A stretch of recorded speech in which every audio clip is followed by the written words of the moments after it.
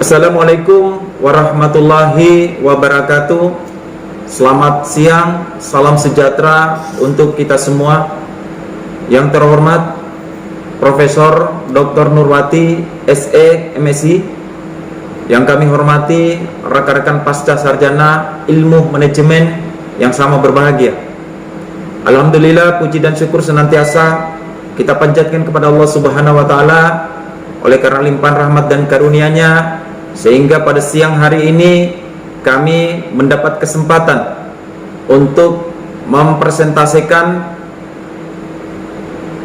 materi manajemen sumber daya manusia dengan pokok bahasan di rangkuman bab 7, mewawancarai kandidat. Baik, kami langsung menyampaikan materi yang terkait dengan mewawancarai kandidat. Yang pertama, konsep dasar wawancara. Pengertian dari wawancara atau interview adalah cara seleksi yang paling populer dilaksanakan dalam seleksi SDM.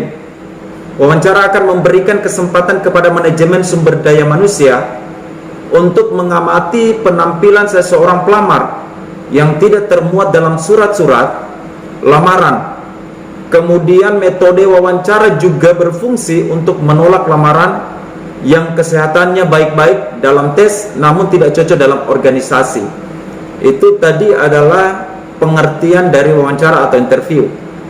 Kemudian wawancara sebagai suatu pertemuan dari individu yang berhadap-hadapan satu dengan yang lainnya. Wawancara mempunyai tujuan yang khusus dan diselenggarakan dengan kesadaran itu.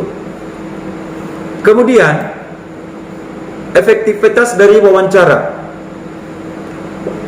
Efektivitas wawancara, yang pertama, pengetahuan sebelumnya tentang kandidat. Kemudian yang kedua, sikap pewawancara. Bagaimana sikap kita sebagai seorang pewawancara ketika melakukan wawancara terhadap pelamar. Kemudian yang ketiga, urutan wawancara. Ya, jadi sudah ada urutan-urutan wawancara yang sudah disiapkan. Kemudian informasi negatif. Lalu kesan pertama, the first 5 minutes. Kemudian materi wawancara juga kita sudah siapkan, tersusun. Kemudian validitas wawancara. Lalu yang terakhir, wawancara terstruktur dan tidak terstruktur. Itu adalah efektivitas wawancara. Kemudian tipe-tipe wawancara. Tipe-tipe wawancara non-direktif. Non-direktif itu terdiri dari relatif bebas. Kemudian pertanyaan terbuka, open-ended. Kemudian dapat menimbulkan kesulitan. Lalu behavioral description. Kemudian mengenai situasi yang pernah atau seandainya dialami, itu terdiri dari 3. Ada struktur, lalu ada panel, dan situasional. Itu tipe-tipe wawancara. Kemudian proses seleksi, ya, proses seleksi itu ini ada bagan yang kami perlihatkan. Itu mulai dari pelamar terekrut, lalu dilakukan wawancara awal, kemudian ada review, resume atau lamaran, lalu dilakukan tes, wawancara kerja, cek latar belakang, kemudian keputusan seleksi, lalu pemeriksaan fisik, dan yang terakhir adalah individu dipekerjakan. Itu kalau sudah lulus melewati tahap-tahap seleksi. Ya, ada lingkungan eksternal dan semuanya itu adalah lingkungan internal.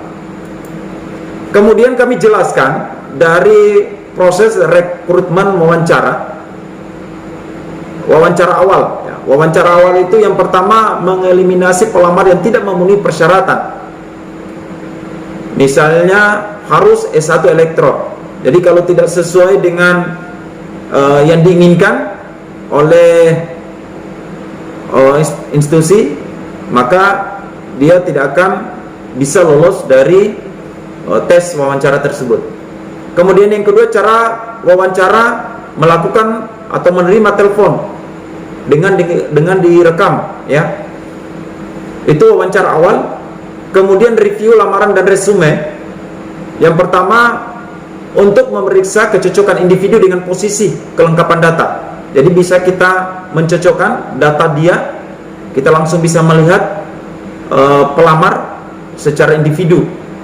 Kemudian kita juga bisa melihat riwayat hidup dari pelamar, kemudian ringkasan tujuan karir, lalu tugas pada pekerjaan terdahulu, apakah dia sudah pernah bekerja sebelumnya atau tidak. Itu bisa kita tahu berdasarkan dari review lamaran dan resume. Kemudian di tahap tes seleksi, itu untuk memperkirakan kemampuan kinerja, kita sudah bisa melihat, kemudian juga bisa kita lakukan identifikasi sikap dia, perilaku dia, kemudian juga kita bisa melihat keahlian yang dimiliki oleh pelamar tertentu yang tidak terlihat pada waktu wawancara. Jadi kita sudah bisa mengetahui. Itu tahapan tes seleksi. Berikutnya jenis tes. Jenis tes cognitive test. Ya. Cognitive test ini adalah masalah sikap. Ulangi, kognitif itu ilmu pengetahuan, kemudian kemampuan psikomotor. Kemampuan psikomotor ini adalah keterampilan. Psikomotor itu adalah keterampilan. Kemudian tes pengetahuan mengenai pekerjaan, kemudian tes kepribadian, kita sudah bisa melihat. Kemudian tes kesehatan, kita juga sudah bisa mengetahui, karena ini tahap tes seleksi. Lalu analisa tulisan tangan dan lain-lain. Jadi secara individu kepribadian pelamar itu sudah bisa kita mengetahui dari hasil tes seleksi. Kemudian berikutnya wawancara kerja. Wawancara kerja ini bisa kita lakukan percakapan yang lebih terarah, bertukar informasi antara pewawancara dan calon pekerja. Jadi dalam mewawancarai itu bisa kita saling tukar informasi antara kita selaku pewawancara dengan pelamar selaku yang diwawancara. Kemudian kita bisa meneliti dan memeriksa latar belakang dari pelamar, kemudian referensi dari seseorang yang dapat memvalidasi informasi atau latar belakang pelamar. Lalu keputusan seleksi. Jadi setelah seleksi selesai, itu ada keputusan seleksi. Keputusan seleksi itu biasanya diserahkan kepada supervisor atau manajer, ya. Kemudian yang terakhir, pemeriksaan kesehatan dilakukan sebelum atau diterima, tergantung bidang pekerjaan atau peraturan yang diterapkan atau ditetapkan oleh perusahaan. Demikianlah presentase yang kami sampaikan terkait dengan mewawancarai kandidat.